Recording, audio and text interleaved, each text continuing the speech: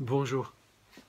J'étais en train de méditer sur, sur ma situation, sur mon état, en train de réfléchir, en train de sentir, en train de me poser des questions. Maintenant, quoi faire avec cette liberté? Aujourd'hui, j'accompagne encore, je donne encore des stages, je fais encore des conférences, des vidéoconférences, j'accompagne des gens chez eux, et je me rends compte en fait que je n'ai pas vraiment besoin, et je me porte bien sans rien faire. Alors, à quoi bon tout ça? À quoi ça sert? Pourquoi je continuerai? Comme on dit en anglais, so what? Et alors? Et what next? Et quoi ensuite? J'ai cette sensation que la plupart d'entre nous font partie du monde de l'esclave de l'illusion, si on peut appeler ça comme ça, de ces personnes qui vivent dans la dualité, et je mets aucun jugement là-dessus, c'est pas bien ou pas bien, mais qui prennent de ce que nous percevons pour la réalité et qui passent leur temps à faire en sorte qu'ils peuvent continuer à s'affairer, à courir demain et dans un mois et dans 10 ans pour ne pas mourir, pour ne pas avoir faim, pour voir savoir quoi, pour s'assurer, pour se mettre en sécurité, à l'abri. Et j'en faisais partie de ce monde. Et j'ai l'impression qu'il y a d'autres côtés, dans le monde de l'unité, si on peut dire comme ça, des êtres dont certains peut-être ont fait le chemin, ou certains sont déjà nés comme ça, comme Jésus, Bouddha, Mahomet, à l'époque, et peut-être aujourd'hui, Ama, Sai Baba, Sri Tatata, et peut-être d'autres maîtres occidentaux dont je ne connais pas le nom. Mais c'est comme si il y a très peu de gens qui font vraiment ce chemin de ce monde d'esclaves. C'est un peu dur, mais c'est un peu ça. C'est surtout maintenant que je le vois comme ça. L'esclave, du monde de l'esclave vers le monde de maître peut-être. Maître de soi-même, pas maître des autres, bien évidemment. Du monde de la dualité vers l'unité, du monde de l'ego vers l'être. Oui, Jésus semble avoir peut-être fait le chemin, mais il était déjà venu comme ça, de certaine manière. Il avait déjà les prédispositions. Bouddha peut-être aussi, Mahomet peut-être aussi, je n'en sais rien. Bien évidemment, j'ai oublié Moïse. C'est intéressant. Mais je connais personne autour de moi qui fait vraiment ce chemin. Et il y a beaucoup de gens qui sont dans ce monde d'esclaves et qui parlent de chemin. Et qui enseignent par rapport à ce chemin. Mais ils ne font pas, ils ne font pas ce chemin. Ils ne deviennent pas libres. Peut-être je prends ma liberté comme repère, comme référence. Et peut-être j'ai tort. Mais ce que je constate, c'est qu'aujourd'hui, je n'ai plus besoin de faire quoi que ce soit. Et alors pourquoi je le ferais? Je n'ai pas besoin d'accompagner. J'ai besoin de rien. Mon sac à dos me suffit aujourd'hui. Peut-être dans son temps un peu de chocolat, peut-être dans son temps encore une pizza, juste pour me faire plaisir. Mais j'en ai pas vraiment besoin. Alors pourquoi continuer? Pourquoi faire? Parce que je me rends bien compte que aujourd'hui, mes accompagnements individuels diminuent tout doucement. Je trie. J'accompagne plus tout le monde qui se présente. Je préfère accompagner aujourd'hui les gens qui sont vraiment très motivés de changer. J'ai pas envie de d'entrer dans la résistance de personnes qui cherchent de l'aide, mais qui en fait, qui résistent au bonheur. Mais j'adore accompagner des gens qui vraiment ont envie d'y aller, quoi. Donc du coup, moi, le rendez-vous, ça revient quand même. Il y a quand même des demandes, mais de moins en moins. Là, au niveau de l'accompagnement à la maison, j'ai encore, je viens d'en arrêter un et j'ai encore un accompagnement dans quelques semaines. Et ça se calme, comme si autre chose se présente. Aujourd'hui, peut-être des stages. J'aimerais des conférences. Il y a quelqu'un qui est en train d'écrire un livre me concernant. Ça me touche. Mais pourquoi faire? Pourquoi faire des conférences? C'est vrai, j'adore ça. Pourquoi faire des stages? Oui, j'aime ça. Mais à quoi bon? Oui, ça me permet de continuer peut-être à recevoir le miroir. Le miroir est le plus fort quand je fais des consultations individuelles ou quand j'accompagne les gens chez eux et quand je suis en stage. Mais en conférence, peut-être pas.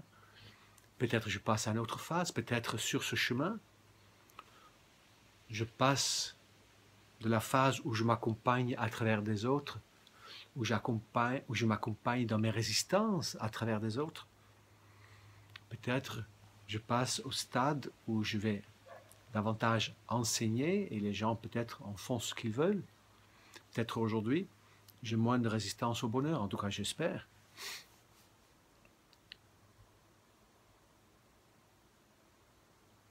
Peut-être aujourd'hui, quelque part sur ce chemin, ça me fait passer un titre d'un livre, le chemin le moins fréquenté. C'est peut-être ça, ce chemin dont il parlait. Je ne me rappelle plus comme ça l'écrivain. Je me rappelle que c'était un livre bleu. Mais peut-être c'est ça, les chemins les moins fréquentés. Ce vrai chemin où tu passes de la dualité à l'unité, où tu passes vraiment d'un éveil à une réalisation, d'une compréhension de quelque chose, vers la mise en place de ce que j'ai compris. Oser vivre la vie comme un Dieu. Et peut-être, effectivement, il y a un shift qui se fait. Je ne vois pas d'autre sens, parce que je n'ai pas besoin de bâtir quoi que ce soit. Je n'ai pas besoin de remplir quoi que ce soit. Et l'autre jour, j'ai écrit et j'ai fait une vidéo sur le fait que je ne suis personne. Et j'aime cette sensation. J'aime cette sensation de n'avoir aucune importance. Et c'est ambigu. Parce que d'un côté, je sens que c'est vraiment vrai. Tout en étant le Dieu que nous sommes tous, en même temps, dans cette illusion qui n'existe pas, je suis absolument rien. Et ça me calme, ça m'apaise, ça me nourrit d'être ce rien qui est peut-être en même temps le tout.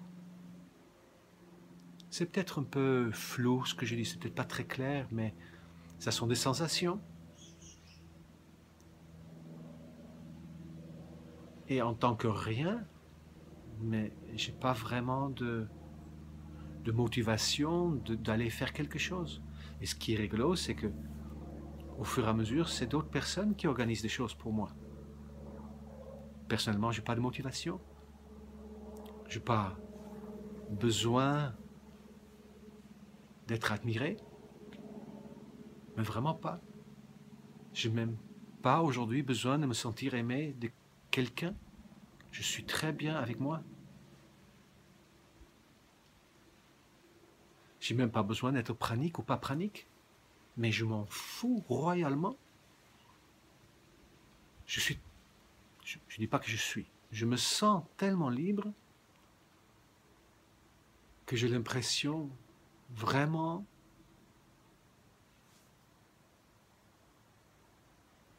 d'avoir besoin de répondre à rien à part ce qui se présente sur l'instant présent. Mais qu'est-ce qui reste? C'est ça que j'étais en train de méditer ce matin. Qu'est-ce qui reste? Alors ce qui me vient comme ça, parce que je parle, comme vous le savez, dans le spontané, alors qu'est-ce qui reste? Peut-être ce qui reste, c'est mon rêve. Parce que j'ai l'impression que mon rêve n'est pas nécessairement un rêve de mon ego. C'est en lien, bien évidemment. Mais c'est peut-être mon rêve, c'est directement lié peut-être au but de la vie. Et hier, je le partageais avec quelqu'un en Blablacar. Mon rêve, c'est d'unir les êtres humains, de faire en sorte que nous arrivons vraiment à vivre comme étant un, unir les hommes entre eux, les femmes entre elles, faire en sorte que les hommes et les femmes s'entendent, que le noir s'entend avec les blancs, les arabes avec les juifs, le rouge avec les jaunes, qu'en fait on puisse vivre dans cette jolie illusion la manifestation de l'unité. Ça, c'est mon rêve. Et peut-être ce rêve correspond aussi à l'expression de mon plein potentiel, parce que je vois très bien qu'actuellement, il y a quelque chose qui se passe. La personne qui est en train d'écrire mon livre, qui organise mes stages, ou certains de mes stages, certains des stages que je donne. Mais je vois très très bien que ça pourrait permettre de créer un lieu, de réunir des gens. Je ne sais pas.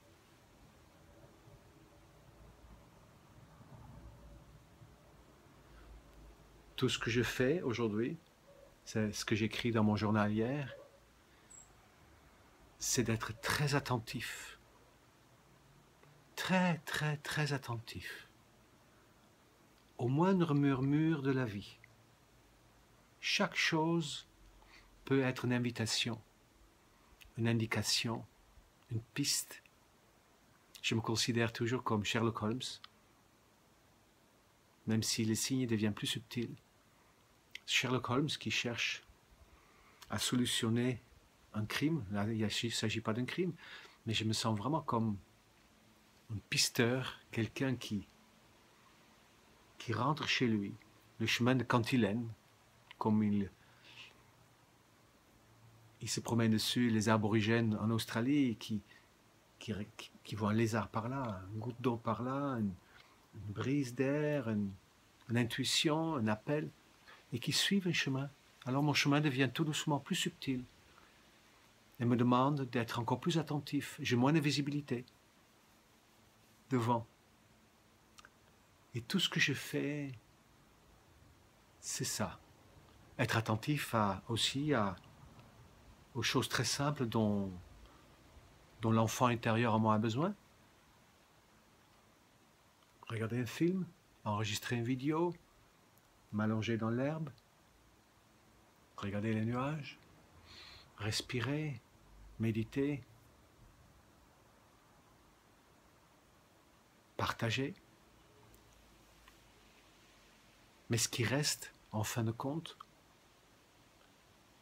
c'est juste le lien avec les autres facettes de moi que vous êtes, afin d'aller jusqu'au bout de la cohérence avec l'unité. Parce que je peux créer l'unité dans la cohérence comportementale avec moi, entre moi, entre moi et ceux qui sont proches de moi.